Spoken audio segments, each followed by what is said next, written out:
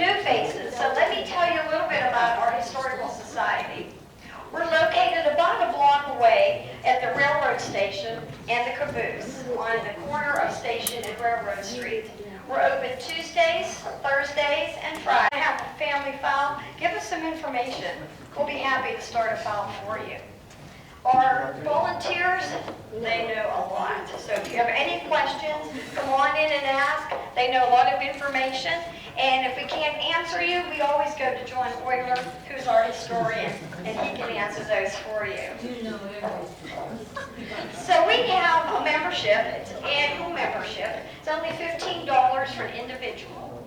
So if you're interested, you'd like to join up, we have monthly mailings of our programs, of newsletters, and also correspondence of all the corporate sponsors. So you can shop locally. That would be great. And again, it's on the table if you're interested. We sell a lot of articles. We have t-shirts, sweatshirts, we have nuts, and we have calendars. It's only February. It's not too late to get a calendar. Because this calendar you don't throw away at the end of the year. There's like pictures every month, history, a lot of information. So it's never too late in the year to buy the calendar. It's only $10. Okay. We have old pictures. A lot of times people will drop things off and we just don't know, or they don't know who they are. So if you get a chance after the program, if you want to take a look at the table, there's some pencils. If you recognize somebody, maybe it's you, go ahead and sign on the back and let us know. So we're going to do that every program, just bring a different variety of pictures, just for people to look at, because you never know who we're going to find. Okay, we've got snacks, 50-50, make sure you signed in. I'm going to introduce to you Pete Dinardo. He began teaching in 1987 and recently retired from Mount Lebanon School District. He spent most of his time at the high school, but also in South Central Louisiana. Los Angeles, I'm sorry. Phillips Andover Academy in various university settings. He's a historian who does local research, publishes a little, and has given many public talks. You're going to enjoy him. His research and graduate work focus has been on race in America, and his teaching highlighted the impact of average people and culture as an agent of change. His central goal in every class was to get students to think and care, and to achieve, he was satisfied. He lives in Mount Lebanon, and he's a member of the Board of Trustees of the Historical Society of Mount Lebanon. He's deeply involved in volunteering and is working on multiple projects regarding local history. He enjoys soccer, cooking, reading, riding his e-bike, exercising, crossword puzzles, and spending time with his children. So please join me in welcoming Pete.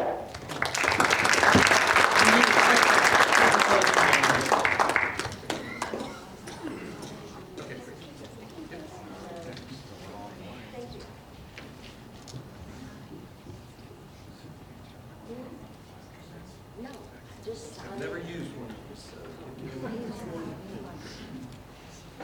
Testing. Testing? Yeah. Okay, good. Lisa, thank you very much. Quick question. Who has never been to the Bridgeville Historical Society? Why is there feedback happening? Yeah. Okay. Maybe, how about now? Yeah, it was too close on that I think is it. Are you able to hear it now? Yeah. No feedback, right? Okay, raise your hand if you've never been. All right, it's your mission in the next 3 weeks to go. It is a beautiful, beautiful, and wonderfully decorated facility. It is so, I mean, the word cute is sometimes seen as a negative, but I thought it was adorable. And the folks in there are incredibly kind. Second, get a membership. By the way, can I do it online or not? No, we don't have one. Okay, well then make sure I don't leave without the green sheet, okay? So I want to thank the Bridgeville Historical Society for inviting me to speak today. It arose out of an effort by our two historical societies to try and build bonds across communities. And we hope to expand that with other ones and have some nice regional emphasis there.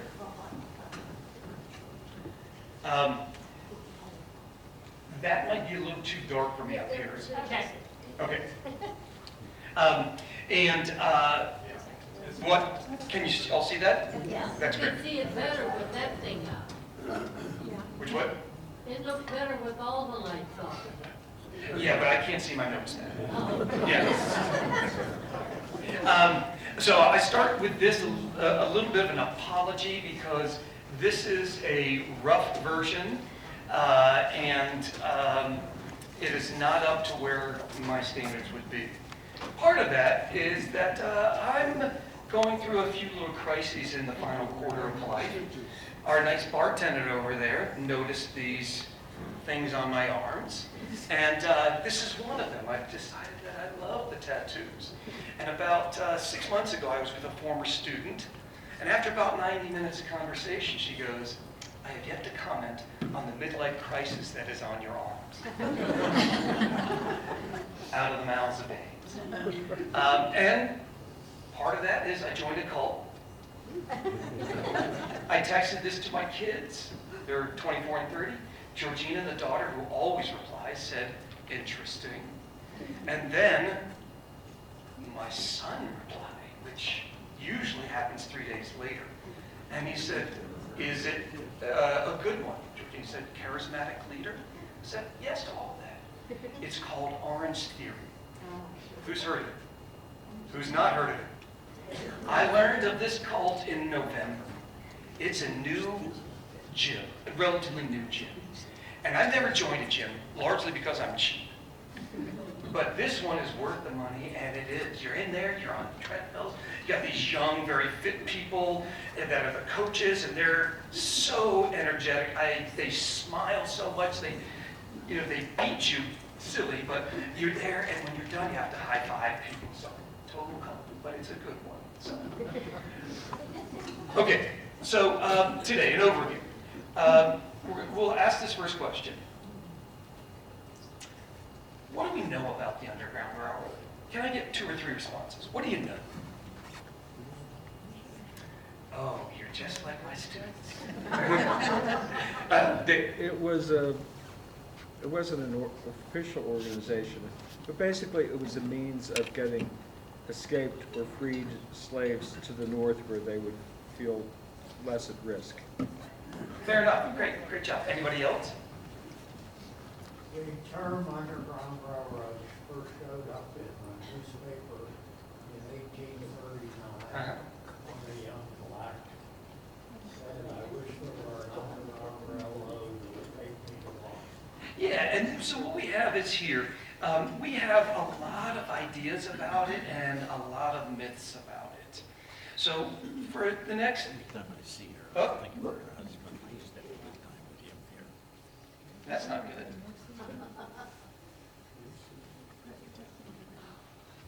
What do you think happened there, Lisa?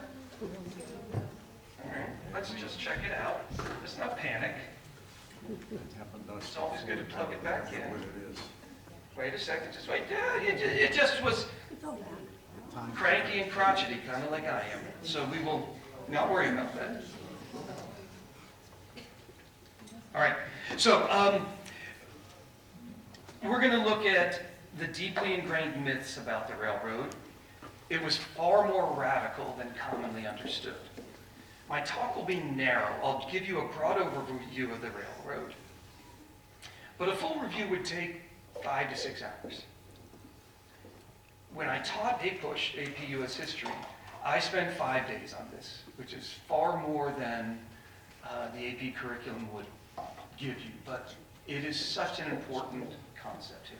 So after the overview, I'm going to just focus on part of Pennsylvania, because that's where we live. And we'll get some intel on that. All right? So, conventional memory. The tunnels abound, right? So this comes from the 1840s, and you get the idea that there's a Liberty line. And this image was embedded in people's minds, right? We get the idea that there were safe houses. Matt Pinsker, who I owe a lot of debt to, a great professor at Dickinson College in Carlisle, said that he's received, that was in 2007 now, so over 800 letters by homes claiming they were a stop on the Underground Railroad. The vast majority of these are not, right? Much like a lot of the myths that we have, right? And part of the challenge is oral history. I'm an oral history, I love oral history, but it is very tenuous, right? Because our memories play tricks on us. So we swear the events happened this way, but maybe they didn't. And maybe we all do that personally as well. So these ideas are claims that people have, folk tales, and overly zealous amateur historians assert these tunnels existed, right? One alleged that there was a tunnel under Sudis Point, New York, just northeast of Rochester. It would have been no less than 1,200 feet long. Prodigious feat for the early 1800s, right? Despite the legends, there's no evidence that these exist. And these stories exist, they come after the Civil War, so we don't have the documentary evidence during it. And they've been proven false, nearly all. They were usually sewers or cisterns or storm drains or something like that. But your home sees this and you think, I've got a moneymaker here. How about coded language?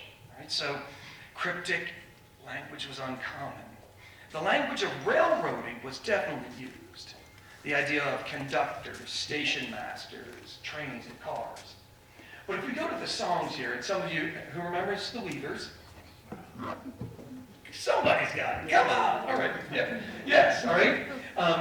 So this is they're with Follow the Drinking Gourd, right? They're probably the most well-known one. But these songs are not what we purport them to be today. So Wade in the Water, beautiful, beautiful civil rights era song, right? Was advising fugitives to enter the swampy terrain where bloodhounds couldn't follow their tracks. Swing Low, Sweet Cherry, beautiful song, right? Alerted the freedom seeker that an underground guide was near. Steal away. That person was planning to escape. No evidence that they were there. The directions and the maps are too vague. Follow the Drinking Gourd, right? Was likely fabricated in the early 20th century and then picked up by the Weavers. Its most famous line, the old man is awaiting for you to carry you to freedom, couldn't have been sung by fugitive slaves. That was written by a white singer, Lee Hayes, in the 1940s. So, it's evocative of the spirit. Well, what about quilts? We all know quilts were signals. Sorry to rob you of your innocence here. So this emerges largely because of the 80s and early 90s with this book by Jacqueline Tobin and Ray Dobar. Right? The notion of maps hidden in quilts, right, with coded language is pure fiction. So all the documented evidence we have from freedom seekers, none of it mentions a quilt. None of it mentions anything about a quilt, right? Now, were quilts part of society? Absolutely. And quilting bees were used to raise money for the abolitionist cause. So quilts are relevant, but not signals, as this book declares. Barbara Brackman's book is one of the many ones that delegitimizes that book. Part of the problem was this, that this book was founded and based on the testimony of one woman and her memory, which she said that her ancestors told her. All right? Quilting historians reject this. And yet, it's still perpetuated today. Right? You have maps here, you have this. 2007 in Plymouth, Michigan, it becomes part of a children's education program. 6,000 kids would be brought to see this exhibit exhibition and effectively indoctrinated into this belief. It ended up in lesson plans, Time for Kids, publishes it for a middle school set of lesson plans. Recently, well, not recently anymore, but in New York City, I haven't seen this yet, but this is 2007. In Central Park, there is a plaza dedicated to Frederick Douglass, one of the greatest Americans of all time. And in the initial planning of that, there was going to be the symbol of the quilt over there. Now, people questioned it, and they chose then to remove that from the ultimate beautiful plaza and display they have. So, according to the quilting and historical experts, there is no evidence of this at all. No evidence, no letters, no notes, nothing that would signify that quilts were used for, as coats. And one of the areas in which this gets problematic is at a place I was at in 2019, the Underground Railroad and Freedom Center. It's a beautiful museum in Cincinnati, Ohio. So it's a 4-hour drive. It's terrific. And in the main hallways, there's massive, as you walk in, it's one of those ones with like a 4-story entry, and it's got this massive set of quilts. Now what's happened is, those quilts have been used much more so they're made current, to tell the story of the Black experience in America. So there's one on Black Lives Matter. That's not obviously suggesting it was a message on the Underground Railroad. But when you see the quilts, you kind of reinforce the idea that the quilts were messages, right? And so I would like this great museum to be better about clearly stating that this is our historical view of our experience as Black people, and not to even unintentionally imply that this was part of the Underground Railroad system. Finally, the great John Hope Franklin and his colleague Lauren Swenger calculated that in the 1850s, 95% of freedom seekers ran away alone and all on their own. So when and how did these myths start? Well, it was in the post-Reconstruction era, so 1880s and 1890s. Some of you might know about something called the Lost Cause. It was the effort to rewrite and win the history of the Civil War, and it won. It was presenting slavery as benign. It is definitely connected with the ultimate offense in my mind called The Birth of a Nation, 1915, that presents the Klan as heroic, right? And in that period, then, Northerners restate their memory of the conflict.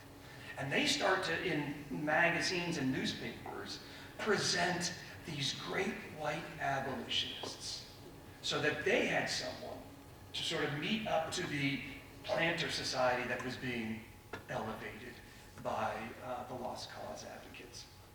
So then comes along this guy, Wilbert Siebert. He was an Ohio State University professor, and in the 1890s, he thought he would write a definitive history of the road. And his map, that's hard to see here, identifies all the locales, all the stations, if you will, all the safe houses. And the publication impacts everyone there. Of course, he disregarded input into his study. He disregarded the statements from William Bowditch. We had no regular route and no regular stations in Massachusetts. He was an abolitionist.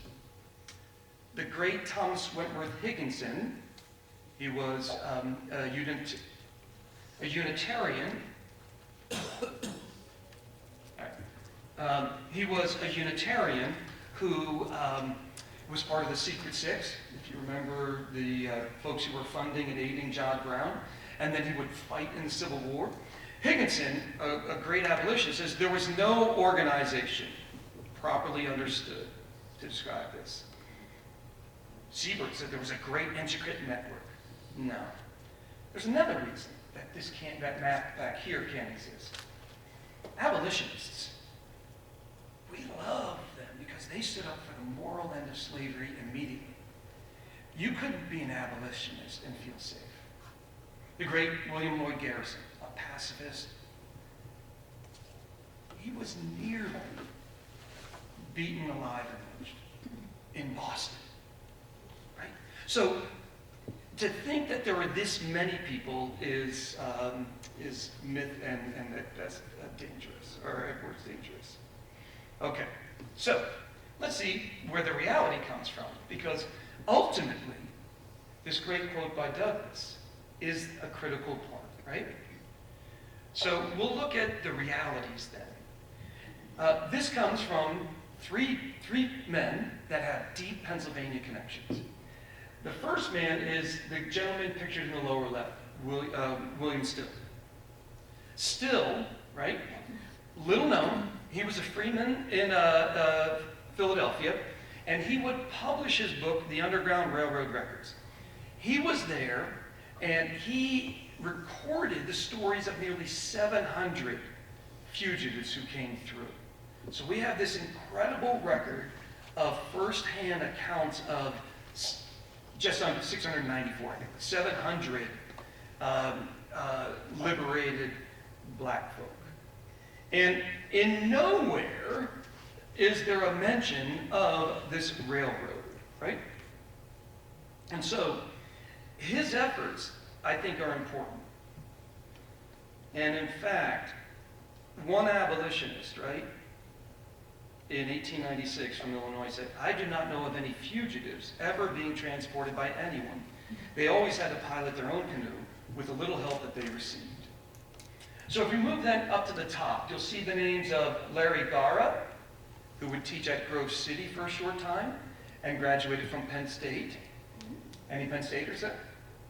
All right, brilliant guy. And then Charles Blockson, who would be at Temple. All right, so Gara was a Quaker, born in Texas, raised in Reading, PA. His biological father was out of the picture, so his mom moved up there, and then he eventually got his degrees from Penn College, Penn State, and the University of Wisconsin. He found pacifism in a Quaker Sunday school, and at the age of 18, became a member of the Society of Friends. So while his professional career is immense and powerful, he joined what was called the War Resisters League. So this organization formed in 1917 amidst World War I, and is an absolute pacifist organization. Gara refused entry into the draft during World War II, as other war resistors did. And in the 1940s, he would be sentenced to 18 months in jail because his teaching, quote, was radical. And that he had, a student had come to him and he had given some professional advice. He served 7 months of that. Overturned, that conviction was overturned by the U.S. Supreme Court 22 years later. Grove City terminated him in his teaching there for his radicalism. That was about 70. In 2015, they issued an apology for violating sort of the idea of academic freedom. So, where does he come into account here? So, he found his interest in the Underground Railroad while studying at the University of Wisconsin. And he wanted to look at it from what I like, a bottom-up perspective. And so, William Still's book influenced him incredibly, and he will publish The Liberty Line. And what he's doing here is he's elevating the black voice the enslaved person who was a freedom seeker. As said by Richard Blackett at Vanderbilt University, he meaning Gar, he set the bar pretty high for all of us interested in the history of one of the most radical and meaningful movements for social and political justice in the United States. Black scholar Charles Blockson, the gentleman featured on the upper right of the left picture, would publish, get his he would get his degree at Penn State, also was a great football player. Rosie Greer, anybody remember that name? Yeah, he played with him.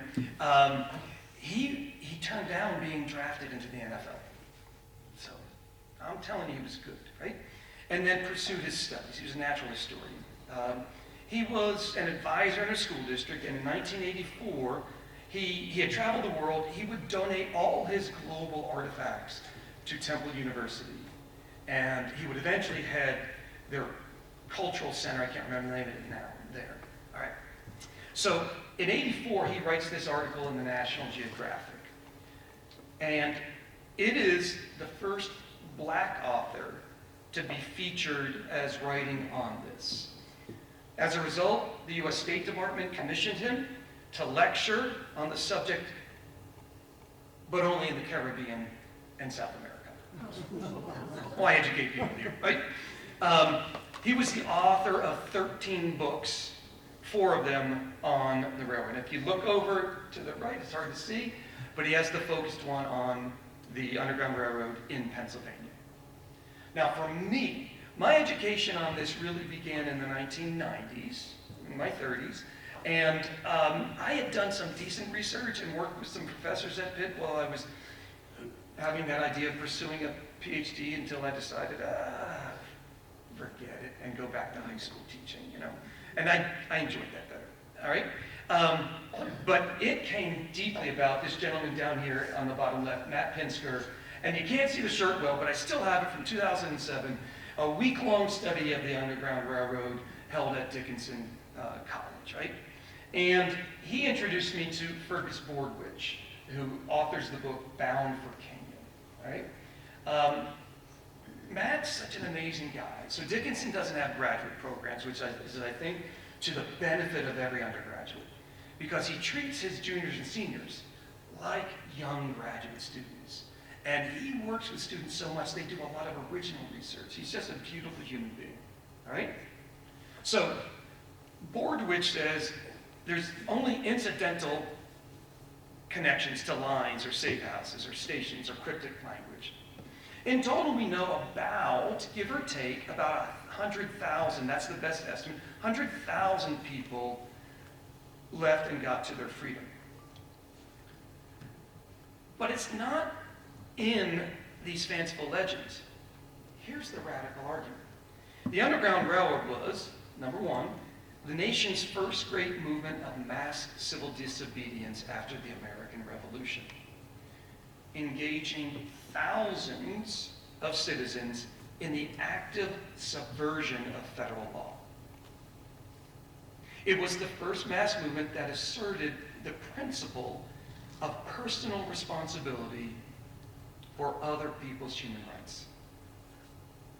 It was the nation's first interracial political movement, which from its beginning in the 1790s joined free blacks, abolitionist whites, and sometimes the enslaved in collaboration that shattered every racial taboo.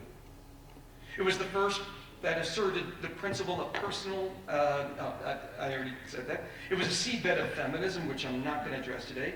And this one here. It was a direct, contributing, and precipitating cause of the Civil War. So, there is some reality in this ingenuity. I'll share with you this. Ellen and William Craft, right? Illiterate, different masters from Macon, Georgia. They got tired of being enslaved.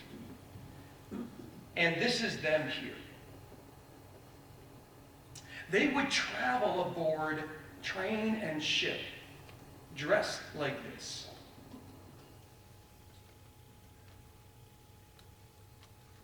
On the right is a woman, that's Ellen. She was the master. And the reason she couldn't sign things was, you see, her arm is in a sling. They concocted this whole scheme on their own. And they made it to freedom in, Philly and then up to Boston area. Similarly, you may have heard of Box Brown, a famous gentleman, right? From Virginia. His family was sold, kind of angry about that. So he decides that he will go to a guy and say, I want you to mail me to Philadelphia. Build a box, nail me into it, and ship it standard fare. I don't know if you said that, right? So Samuel Smith is a shoemaker, white dude that will get in trouble because they suss it out, and gets to Philly with William Still. This is the drawing done that was done right afterwards, so they're very public about this. And this is a teacher that I didn't know, but I was given this by I think, Matt. He recreated the box for his classroom. In there, right, you can see a couple biscuits for like 36 hours. And then you see the pouch? That's what he peed in. Because in 36 hours, you're probably going to need, right? There were a couple of holes in it so he could breathe. He had an awl there in case he needed another hole. And there were multiple times, despite it saying, like, this side up, it gets tipped over. So he's, like, on his head. And it just was an insane story. But he was sent from Philly to New York and then Providence, and he told his story. And, of course, we have the icon, Harriet Tubman. Now, Tubman is both heroic and, like many, misunderstood. She's certainly elevated, I think properly, to nearly superhuman status as the lead conductor. Still, textbooks will say she freed 300 enslaved people. Not true. That doesn't take away from her beauty and her heroism. It's closer to 70. She was a remarkable person, right? She did this in about 18, maybe 20 trips. She fled in 1849. And what you see here in some of these iconic images here, you see something that is false and accurate. What do you notice in the bottom left that is maybe surprising you, or the upper right? How many see the shotgun? Okay, shotguns. Raise your hand if you'd be surprised that the enslaved were carrying weapons. Okay. They all do. None. But this is a large group that you'll see that was actually pictured in Maryland. But tell me why you would not have a shotgun. Yeah. What's that? Shotguns haven't been invented yet. I'm sorry. No, they did. Oh, they did. Yeah. A rifle. Maybe I'm using the wrong term. No. Can you hide a shotgun or rifle easily? No. Pistols is what they carried, right? So this is the great Harlem Renaissance painter, Jacob Lawrence. And what I love about it is I'm not sure that this type of art would be my first art, but he does a whole series expressing a period of this period of Black history. Look at Harriet on the right. Her massive arms. She was cut. I mean, she was beastly, right? Not that tall, but beastly. You all probably know that this anvil hit her on the head. She had a permanent dent in her head. There was one time up north that there was a trial happening for an alleged fugitive was going to be sent back south. She jacks up a police officer, grabs the dude by the scuff of his collar, drags him down the back stairs, and is out with him before they could get to her. She was absolutely an incredible human being. Her motto, I have the right to either liberty or death.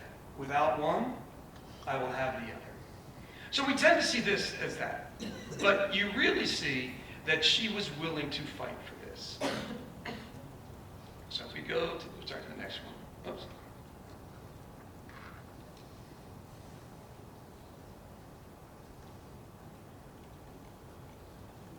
just if we understand this, a couple of quotes from famous Americans on her.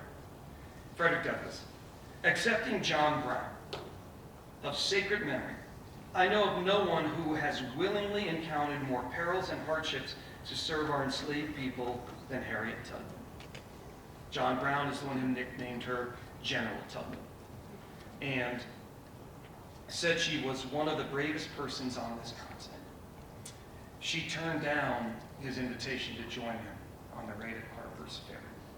In the Civil War, she led as a spy, but also helped in enslaved people's uprising. So perhaps that could be the largest freedom moment she had when she did that. There was, I think, 750 people that ended up getting to Union camps with her efforts there. After the Civil War, she spent 5 decades raising money for black charitable causes. So part of this then has to be told within the idea of what was called the Fugitive Slave Act of 1850. If you look at the bottom quote here by a famous South Carolinian, John Calhoun, "Abolitionism is a disease of the body politic. The fugitive slave problem was, quote, the gravest and most vital of all questions to us in the whole. Fugitive slave, not states' rights." The Fugitive Slave Act was passed in 1850. California entered free. That's a big win for free people, right? So why would the South agree to that? Because they got the act. This act meant so much to them. And what it will do is this. The accused face no jury. A judge would decide your guilt or innocence. If you were black, you couldn't testify. Personal penalties. If I knew of a fugitive, I could be jailed. I could be forcibly deputized or fined. And the judge was paid $5 if he found that the black person was a free person, and $10 if he ruled he was a fugitive. Would that influence decisions? Might, right? So, it's a powerful moment. How does this all pass? Well, in large part because of Daniel Webster. Right? Great Daniel Webster. That the famous speech that some of you may have had to memorize, many in Massachusetts for centuries, a century or so, they had to memorize it, right? "I wish to speak today not as a Massachusetts man, nor as a Northern man, but as an American." And he argues that we accept this compromise, and then he sort of shames Northerners who might not comply with it, right? Even Abraham Lincoln agreed with that. Don't violate the law. Horace Mann said of Webster, "Webster is a fallen star. Lucifer descended from heaven." I like Ralph Waldo Emerson better. The word liberty in the mouth of Mr. Webster sounds like the word love in the mouth of a courtesan. That's a paid woman. The Boston Commonwealth.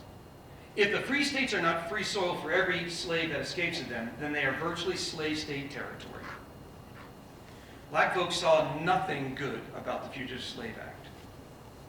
As historian Benjamin Quarles wrote in 1969, the law was ex post facto, which is in the Constitution. You can't make a law that criminalizes something from the past. Reaching back to fugitives who had almost been forgotten, or had almost themselves forgotten that they had always been free. Blacks in Allegheny County asked Congress to reject the legislation. There was an abolitionist meeting in Philadelphia demanding the same thing. Frederick Douglass gives this commentary. With this law, There is no valley so deep, no mountain so high, no plain so extensive, no spot so sacred to God and liberty in all this country, where a black man may not fall prey to the remorseless cupidity of his white brethren. As predicted, 2 or 3 dead slaveholders will make this law a dead letter. As proof of this danger, James Phillips was arrested in 1852, 2 years later, in Harrisburg, Pennsylvania, where he had lived as a free man for 14 years. In Pittsburgh, within a month of the law, 100 black people had fled the city. In Allegheny County, between 1850 and 1860, the black population in Allegheny County went from 3,431 to 2,725, just over a 20% drop. They're all getting to Canada. Why did Calhoun think that this was the gravest and most vital of all questions to us in the whole Union? Pennsylvania actually happens to be crucial to this, in a case known as Prigg versus Pennsylvania in 1842. This case dealt with what were called personal liberty laws. These are laws that northern states passed that effectively nullified the first Fugitive Slave Act of 1793. It was a weaker act. They don't state nullification because that is unconstitutional. And they use provisions, though. You can't, the laws would say you can't use state money to imprison fugitives, jails, right? You can't enforce the law. If you're a bounty hunter, you need like incontrovertible proof. And the accused had rights to juries and appeal. So because of that, and because Pennsylvania's own law, this case begins in 1832, when a woman named Margaret Moran, who had married she was enslaved, married a free black man. She moved from Maryland to Pennsylvania, had been virtually free in Maryland, had worked out of the vicinity of her owner there. And when she left, when her owner died, her heirs had claimed her. In 1832, she and her husband moved to Pennsylvania, and the owners made no effort to retrieve her. Didn't issue any ad, didn't issue any legal appeal. The couple had children in Pennsylvania. They had a couple children in Maryland. And then one night, a posse enters their home and snatches her and her children. Much to their dismay, the local community would not help in the prosecution. And because of their challenges, they were let go. Then, they decide the owner, Edward Prigg, will lead a second assault and abduct Morgan near York,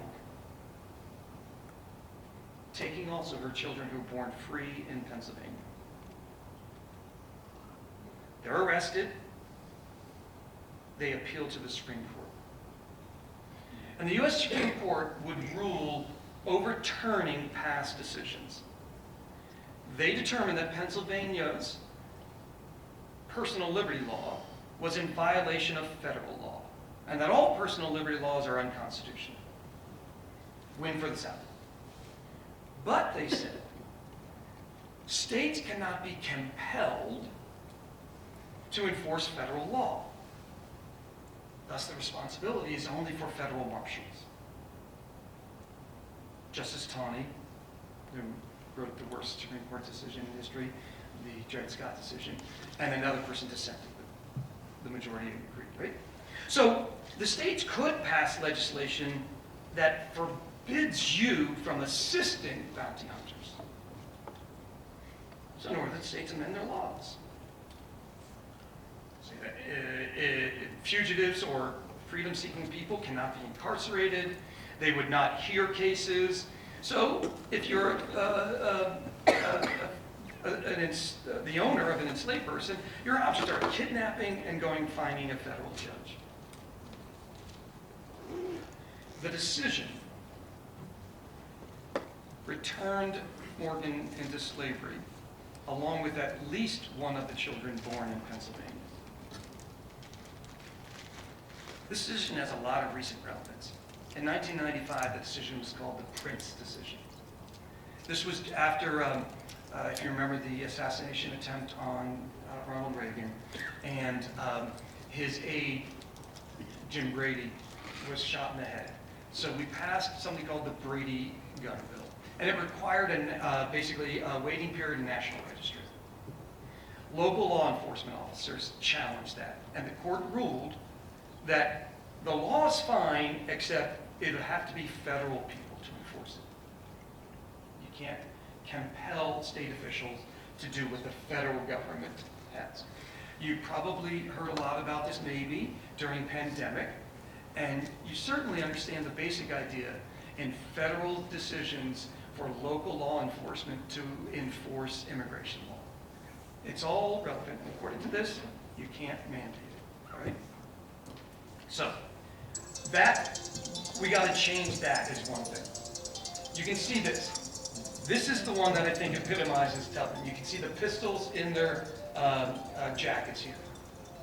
I'm sorry.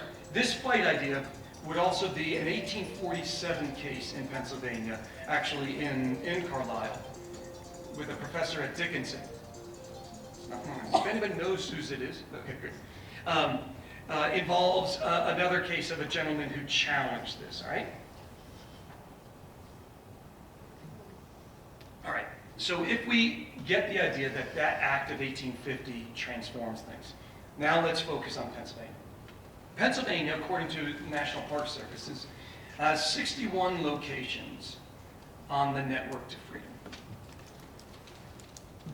Pretty massive, right? Philadelphia, I'm just going to give a shout out because we're going to focus more on Central and Western. Philadelphia, it was the epicenter of the entire effort to free enslaved people. Obviously, William Still was important, but white folks are important. And we might make that with Lancaster, too. But Pinsker tells us that about 1/3 of fugitives went through there. And I would also say that I think the second most important one was Ohio, specifically the area of Oakland, near there, right? Getting up towards Canada there, all right? I'm going to call this Central and Central Eastern PA. Don't challenge my geographical assessment here, but I'm moving towards this, all right? So we have here in Harrisburg the Rutherford family. Now this was a case in which it's harder to see here, but this is a water mill there, and in the second part of the house here, this one on the left, was a place that was over the water, so it was like a cooled environment that you could store food. That's basically what it was.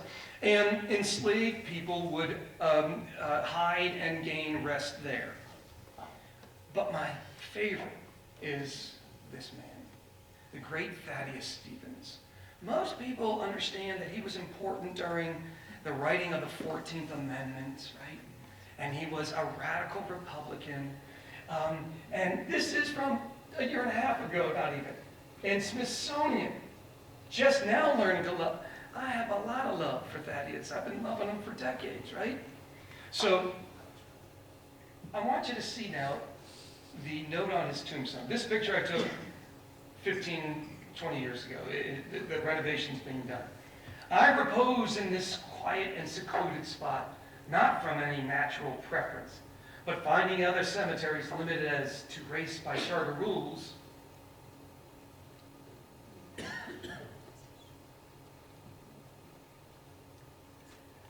I have chosen this that I might illustrate in my death the principles which I advocated through a long life, equality of man before his Creator. He refused to be buried in the segregated cemeteries. It's a simple act, but one that would reveal his entire life. So this renovation, I think, is complete now. I haven't been back there to Lancaster in a while. But the cistern that was used in his house, built for that, it was a place that he dried out and hid people. So it wasn't built for that purpose, but it was utilized for that. Here's the gal that really deserves the credit. Lydia Hamilton Smith. Now you can look at her. She is a very light-skinned black woman. She was the child of a black mother and the son of her owner. So it was a rape that produced her. She is often referred to as Thaddeus Stevens' housekeeper, but she was likely his common-law wife. She was a fervent Catholic, smashingly successful real estate entrepreneur. She had 2 boarding houses and was active with Stevens in the facilitation of freedom. She would be given on Stevens' death in 1868. Sadly, he didn't get to see the 15th Amendment passed. An annual stipend of $500, which at the time was quite some sum. When she died in 1884, her obituary noted her towering reputation. Among the people of Washington, white and colored, she was respected highly.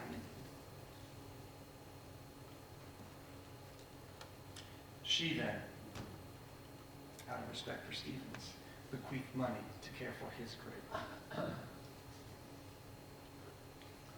The house now renovated in Lancaster.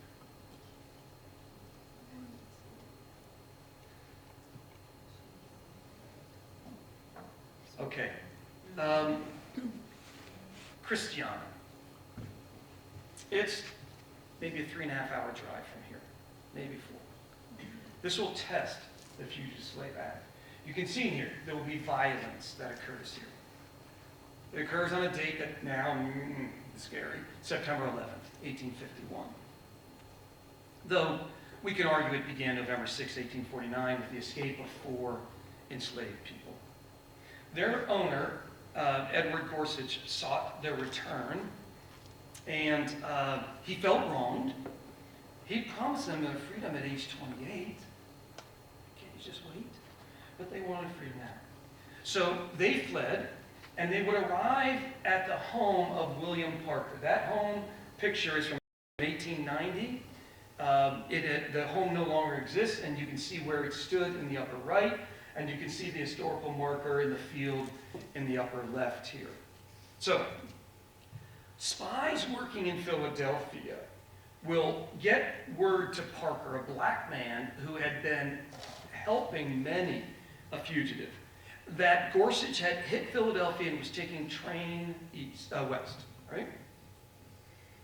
Then during this, right, Parker, who had escaped slavery, organized a black militia and stated, whites have a country, they may obey the laws, but we have no country and no law to obey. So, you have a number of blacks and the 4 enslaved people that are in the house. I think a total of 8 because Parker has the children removed. 9 with Gorsuch. The party arrives, the Gorsuch party arrives by train in the dark. Farmers were gathering on the ridge watching. All knew something was going on because the word had gotten out, and they're using this language. Kidnappers are arriving. Not bounty hunters, not fugitive, right? Not slave catchers. They refuse to use the language of enslavement, right? U.S. Marshal comes, tries to negotiate with Parker. Eventually says, you got 15 minutes.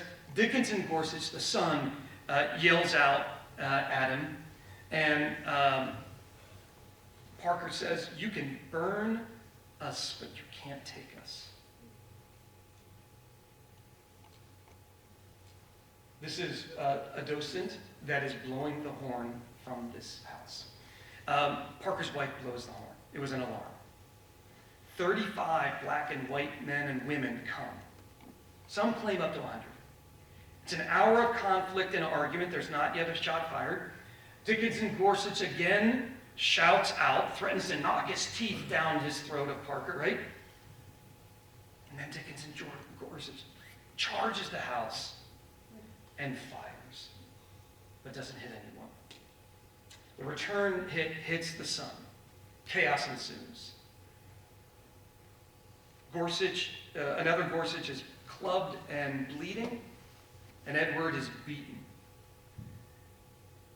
The owner is shot and killed. And then women using clothing shears cut up his body. Everyone flees but Parker and another man.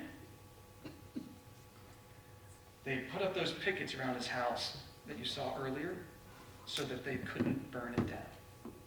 They hid in the Pawnell house just down the way a bit, and they would use deception. They dressed as though they were the daughter and son of the family going out for an evening stroll. They took a horse carriage out. They eventually get to Frederick Douglass in Massachusetts, and then they migrate to Canada, where their descendants live now. So there's a trial. This is the monument here. It may be tough for you to hear. But here's God. In commemoration of the Christiana riot, September 11th, and the treason trials. What kind of trial? Treason. What does treason mean? You have violated the nation. Right? You're saying that challenging slavery is against the very essence of this nation. So the other side, right, killed Edward Gorsuch. He died for law. Right? These are the names of the 38. There were 38 folks that were placed on trial, 4 whites, 34 blacks.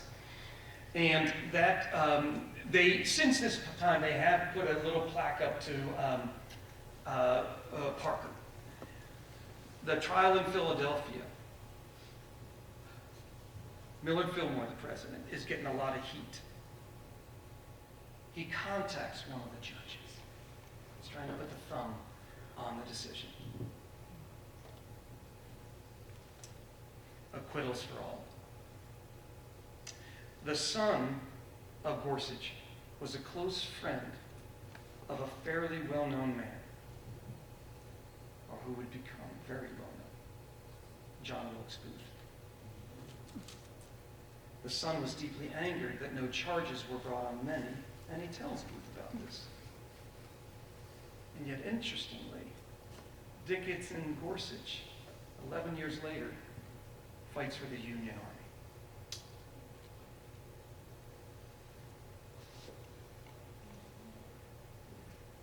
He was a Quaker there. All right, let's get to where we are. Western Pennsylvania. We'll start sort of like in the idea of the rural areas and then come to the city of Pittsburgh, right? You can see this, that we have, let me just start with a couple of these.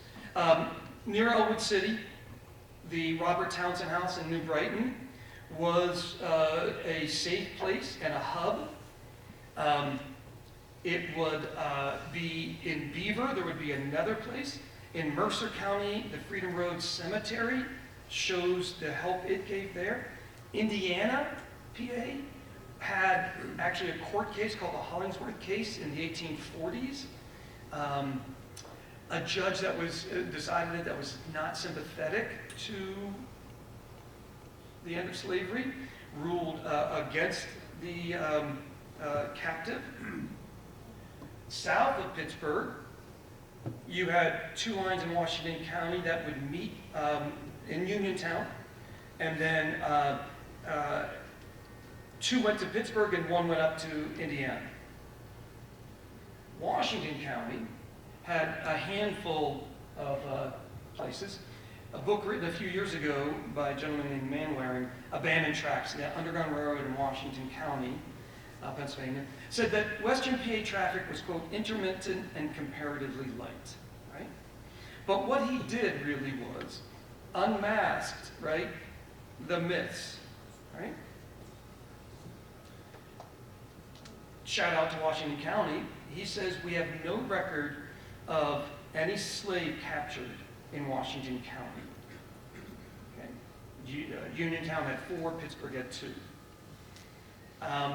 He found about a dozen houses in which there were claims made. He is not confident that many of them are accurate. But this one, he concedes is. So this is the Lemoyne House. And Dr. Lemoyne, the home was built in 1812. It's still, you can visit and tour it, right? This gentleman was active ally with the free black community in southwestern Pennsylvania. He would, you can't really see it on this, but in the shadow of the house, Eve, there are 4 very thin windows. That was an upper attic in which enslaved people would hide. So when at least one time the story is told, and most historians accept it, was that the doctor was away and marshals came to the home. His wife had the fugitives come into her bedroom and get under her bed. She closes and locks the door. When they knock, she says she's ill and how they would not dare to enter a woman's bedroom. And she managed to have them go away and then facilitate them getting elsewhere. So you can go down and see Pittsburgh. So there's a debate. Some maps say 13 places. Heinz History Center, 5 confirmed places, all right? There's a great white ally, Jane Swisshelm. Swisshelm Park is named for her. She wrote The Spirit of Liberty, and she was active in helping. And in many ways, what happened was the prominence of what would be called the Philanthropic Society. The Philanthropic Society did benevolent activities, but it was also the defense arm of the black community. It would challenge people who abducted enslaved people.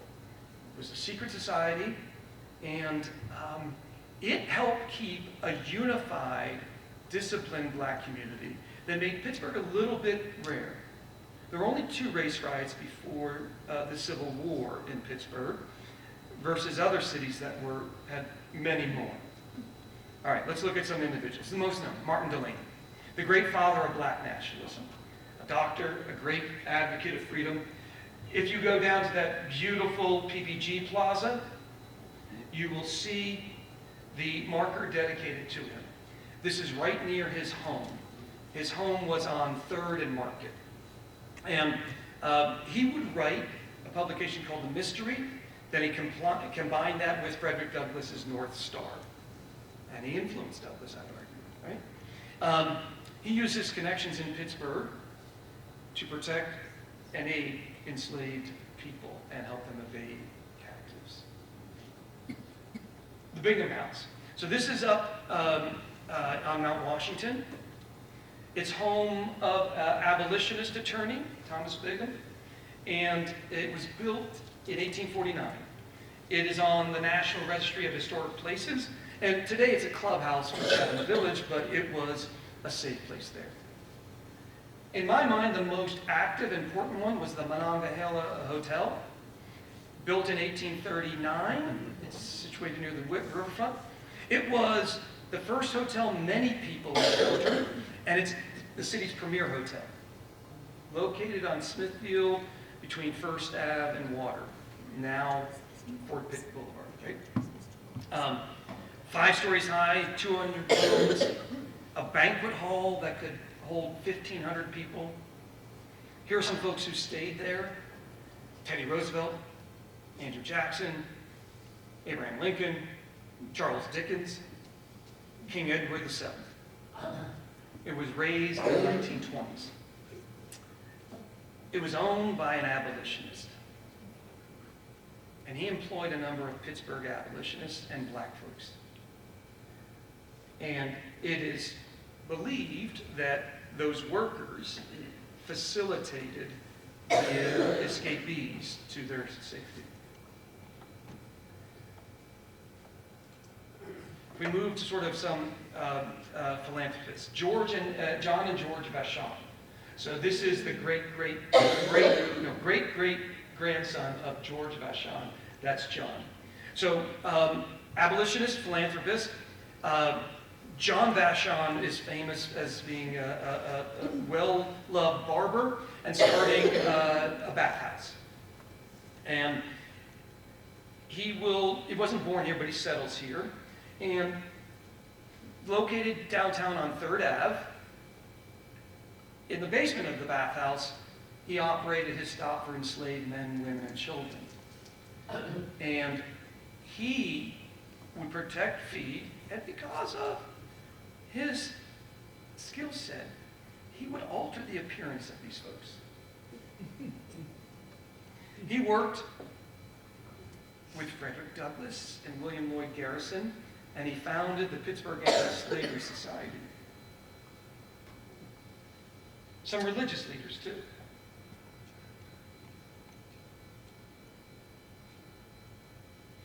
So, you might have heard of Reverend Avery, but we have the Wiley Avenue AME Church. That was an important part in the Lower Hill. But then you have Reverend Avery, who condemned the Fugitive Slave Act. And it was important because Pittsburgh, because of our placement on the river, we were a place that Southerners would come up to try and challenge the laws, right? And what we have in this place was the Allegheny Institute and Mission Church, later known as Avery College, and Avery Memorial AME Zion. On the north side, historic college for freed blacks, and we could argue that maybe it was the first HBCU, but it closed in 1873. And then in the 60s, this was torn down, the building was torn down, the college was torn down so we could build Parkway North. But I'm Mark Grimes. Great advocate and helping. We had some few homes in the Lower Hill, and we had the original Oyster House that helped. So what we have here then is, I think this, and sorry that I went longer than I hoped. As I said, I'm roughing this out. We have an incredibly radical movement. But I want you to see it as one in which the interracial nature of it that was not afraid to fight back is a massively precipitating cause of the Civil War. And in doing this, I want you to not buy into the states' rights argument. Because the South was demanding the enforcement of federal law over state law, personal liberty laws. Wisconsin, in the late 1850s, a state court ruled for freedom. Taney and the Supreme Court overturned that. So, the Civil War was about enslavement, not states' rights. We could give you a crap ton more evidence about that. I hope you learned something. I hope you at least had fun about my tattoos or something like that. I'm not going to get it in the face, though. All right, I'm not going to get it in the face. But I am still getting it, because they give me joy. Any questions? Comments? Sir? Do you have any information on a place out in Harmony, PA? I do not, other than the beautiful communal place that's out there. But have not, but I will look into that. Have you been there? I mean, have you seen it? It's a hall. It's a hall. They use it now for like weddings or social events. But there's a plaque there saying if you go down into a area they have sealed off, there's a large cave which they use for underground railroad. Okay. I'll take a drive out there. Yes, sir. I forget the name of the hall. I'll be able to, I think, online find that. the stories that's still recorded, Yeah. did they talk not only about the enslavement, but the journey to Yeah. Philadelphia? I mean, Yep. Yep. and talked about how Yeah. they made it Yeah. up there? Yeah, that's how we know, like, Box Brown and the Crafts. We know that because he's recorded a lot of that. And then they put Box Brown on tour. He was, like, going out, making speeches everywhere, but because as a fugitive, he eventually has to go to England. But, they would, that's the idea of not necessarily this idea that everything was hidden and secret. They were showing what we're doing and proud. Now, they didn't tell every detail, I'm sure, because you wanted to keep certain people protected, but yeah. But you had almost 700 stories. I mean, were there points amongst all those stories that, this was a spot that everybody, stopped at, or that many people stopped at, or, I mean, that sort of, Yeah. So here's the challenge too. Most of the enslaved that came north were from the northern states. If you're in Alabama or Georgia, you are not going to make that 1,000-mile trip. Where'd you go? Well, Texas and Mexico, because Texas was for a while part of Mexico, and Mexico had abolished slavery in the 1820s. Or they went into what are called maroon communities. They're in the hinterland swamp communities that were mixed race, predominantly black, Indian, then sort of like white folks that hated society and wanted to get away from there. So those stories we don't have as the type of records that we would like. I don't know of suggesting, except in Delaware, there is a clear, that's a slave state, that there was a clear help, an elite person. And his story, he recorded their stories there, so we know that was safe. But otherwise, it's like the idea of still and getting to places, though. I don't know of many in the South that would be identified consistent with that. Yes, miss? Okay, I heard there was a house on the south side that was part of the underground. It's called the Morning Glory Inn. Okay.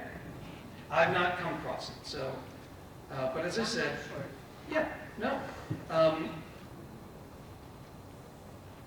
It is not one of the ones that Heinz recognizes, but that doesn't mean that it wouldn't be one. Yes. My brother lives in West Middletown, Okay. which is above Avella. Hmm? And he says there's several homes in West Middletown that were safe homes. Okay. Is that true? It very well could be. So what I don't know is that we have documented evidence to support that yet. So let me look into this stuff.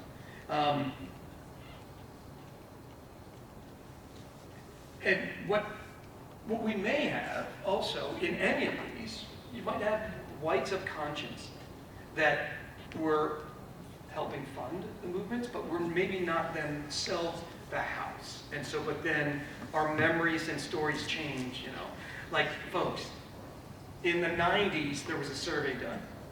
3 million Americans said they attended Woodstock.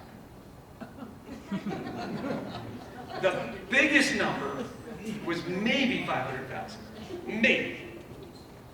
And the number of people who swore they voted for Kennedy would have given him a 68% popular win. Not 49.9, I think, right? So I want to be on the right side, I want to be on, so it's tough. Our memories are very difficult. That's why all oral history has to be corroborated. I think one of the, this gentleman who's an incredible scholar of the Holocaust, Christopher Browning. I went to his lecture and read his books. There were 3 times that the Holocaust is told orally. Immediately after World War II, the 1960s, and then it's a gap, and it's been done about the last 20-ish years. So he's talking with a woman. And this woman's being guarded.